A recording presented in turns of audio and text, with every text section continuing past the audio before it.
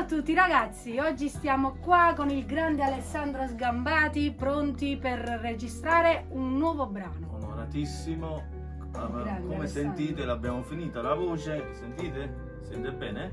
La voce non si sente, è soltanto la base, un grande arrangiamento fatto da mio fratello Pasquale. Ciao a Pasquale tutti, Borrelli. grande lavoro. Gli autori siamo noi, io e mio fratello. E niente ragazzi, io spero che vi piaccia e non vedo l'ora di farvelo ascoltare. Sono felicissimo oggi prendermi questo sabato, perché per me sabato è sacro, ma per loro faccio pure la domenica, guarda, è una cosa Grande che Alessandro, grande, veramente un grande. veramente mi riempie il cuore vederli ogni tanto.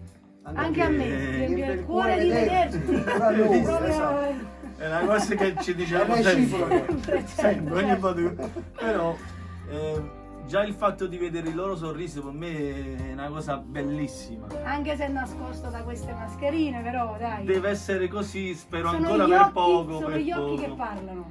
Vabbè, comunque io credo che ancora per poco dobbiamo tenere questa mascherina. È un augurio, Lino. Altro poco. Comunque per me lui è un esempio. Quando dico un esempio è un po' tutto, Io non so musicalmente niente, come praticamente. persona. Io non so niente. Aspetta, mo su un po' a destra, Ok, poi venga a grazie. sinistra. Ok. Alla destra, la destra. Perché Vale. è una persona che mi dà tanto e lo apprezzo tantissimo.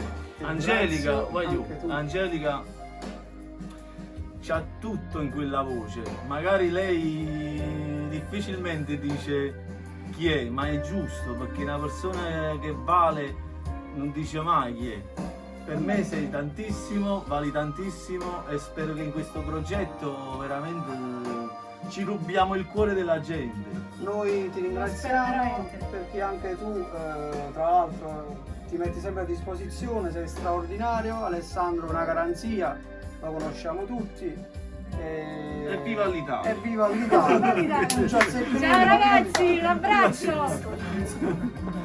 Voi ho parlato e asciutto, questo Come sei? Riesci da te. E mi stringevo cuscina pensando a secca.